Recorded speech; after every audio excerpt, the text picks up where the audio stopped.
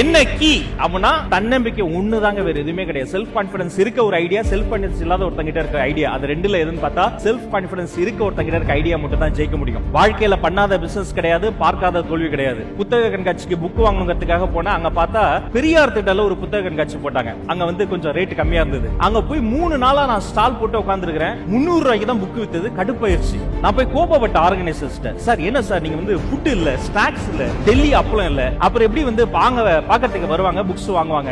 அவருக்கு கோபம் வந்துருச்சு. நீ வேணா ஸ்டால் போட்டுக்கையா, எனக்கு ரெண்ட் வேணான்னு டக்குன்னு ஒரு அரேபியன் ஹட்டை போட்டு அவங்களோட ஈபிலேயே எடுத்து ஒரு மைக்ரோவேவ் அவனை போட்டு எதையாவது நம்ம விக்கணுமே, என்ன பண்றது? சரி, அந்த ஏரியால டீ கடை இருக்குன்னு பார்த்தா டீ கடையே இல்ல. எக்மோர்ல கொஞ்சம் தூரம் தள்ளி போனா ஒரு டீ கடை, ரொம்ப பேடா டீ போட்டார். அந்த டீயை மனுஷனால குடிக்கவே முடியாது. அவர் டீ கடையை சாத்துற வரைக்கும் வெயிட் பண்ணி, சாத்துற பிறகு அவர்கிட்ட போய் பேசுறாங்க, உங்களுக்கு என்ன பிரச்சனை, ஏன் உங்களை மோசமா டீ போடுறீங்க? அவர் என்னை பார்த்துட்டு, யோ உனக்கு என்னையா பிரச்சனை, நீ என்னையா இன்ஜினியரிங் முடிச்சு வந்து என்கிட்ட வந்து மோட்டிவேஷன் பண்ணிட்டு இருக்க? நான் சொன்னேன், அண்ணன் நான் ஒரு ஆப்பர்ச்சுனிட்டி தரேன் உங்களுக்கு, நான் ஒரு அட்வான்ஸா ஒரு கேஷ் தரேன், ஒரு கண்டெய்னர் தரேன். தண்ணி கலக்காம ஏலக்காய் போட்டு இஞ்சி தட்டி போட்டு நான் சொல்ற பதத்துல நாட்டு சக்கரை போட்டு எனக்கு ஒரு 100 டீ கொடுங்க, அட்வான்ஸா இந்தாங்க கேஷ் வச்சுக்கோங்க. அவர் அசந்துட்டார். சரி ஓகே, 100 டீ கொடுத்தார். ஒரு டீ 5 ரூபாய்க்கு அவர்கிட்ட வாங்கினேன். உள்ள கொண்டு போறேன். கொண்டு போய் என்னுடைய அரேபியன் ஹட்ல அதே டீயை பேப்பர் கப்ல ஊத்தி என் தலைக்கு மேல ஒரு தொப்பி போட்டுக்கிட்டேன், கையில கிளவ் போட்டுக்கிட்டேன். தமிழ் மூலிகை தேநீர் 25 ரூபாய்க்கு வித்தேன். 2 நிமிஷம் கூட இல்ல, எல்லாரும் வந்து குடிச்சிட்டாங்க. அதுல ஒரு பப்ளிஷர் சொன்னார், தம்பி டீனா இது டீ, இந்த வெளியில ஒரு டீ கடைக்காரன் போடுறான், கழுத மூத்திர மாதிரி போடுறான் தம்பி, உங்ககிட்ட வந்து கத்துக்கணும் தம்பினார். குடிச்சிட்டான். போடு.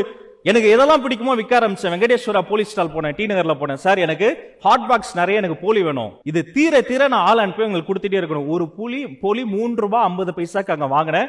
அதே போலியை கொண்டு போய் பேப்பர் பிளேட்ல வச்சு மேல வடிவேல் சொல்ற மாதிரி கொத்தமல்லியை தூவி சீஸை திருக்கி போட்டு சாஸ்ல ஆன் எழுதி தமிழ் மூலிகை போலின்னு வித்தேன். 3 ரூபாய் 50 பைசாக்கு வாங்கின போலி 35 ரூபாய்க்கு வித்தேன். ஒரு பப்ளிஷர் கேட்டார், தம்பி இங்க மட்டும் தானா வெட்டிங் ஆர்டர்லாம் எடுப்பீங்களா?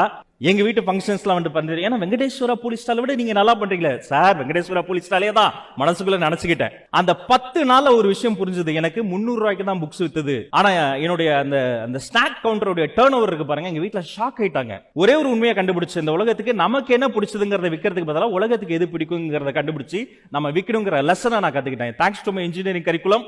எல்லா விஷயத்துக்கும் ஒரு டெஃபினட் ஸ்டார்ட் இருக்கு, ஒரு டெஃபினட் எண்ட் இருக்கு. ஒரு ப்ராசஸ் தான் என்ன, ஒரு ப்ராஜெக்ட் தான் என்ன, எப்படி அப்ரோச் பண்ணணும், எப்படி லெவரேஜ் பண்ணணும், ஒரு லாஸ் எப்படி காம்பன்சேட் பண்ணணும், ப்ராஃபிட்டை தலைக்கு எடுத்துக்காம எப்படி மனசுக்கு எடுத்துக்கணுங்கிறது எல்லாத்தையுமே இன்ஜினியரிங்ல கத்துக்கிட்டேன். இன்ஜினியரிங் சிலபஸ் மட்டும் கத்துக்கவே இல்லை. பட் அதனுடைய லைஃப் கடைசி லாஸ்ட் பிரெத் வரைக்கும் கூட ஹெல்ப் பண்ணுச்சு. புத்தகத்தை எடுத்துக்கிட்டு ஒவ்வொரு ஊரா போய், ஒவ்வொரு ஸ்கூல்ல போய், மான்ஃபோர்ட்ல போய் 2 பஸ் மாறி போய் அந்த ஃபாதர் கிட்ட கெஞ்சுவான், இது எஜுகேஷனல் புக்ஸ், இது எப்படியாவது நீங்க வாங்கிக்கங்க. அவர் ஓகேப்பா நான் யோசிச்சு சொல்றேன், இந்த யோசிச்சு சொல்றேன்னு கேட்கறதுக்காக 2 பஸ் மாறி 12 மணி நேரம் டிராவல் பண்ணி போய் அவரை போய் பார்த்த அனுபவம் இருக்கு பாருங்க. அப்புறம் தான் நான் கொஞ்சம் நிதானிச்சேன். நாம போய் ஒருத்தரை பாக்குறோம், அப்ப அவருடைய சாய்ஸ்ல ஒன்னா இருக்கிறோம், அவரு நம்மள பார்க்கணும். அப்ப நாம என்ன பண்ணணும், டிஜிட்டல் பிரசன்ஸ் வேணுங்கிறத நான் உணர்ந்துகிட்டேன்.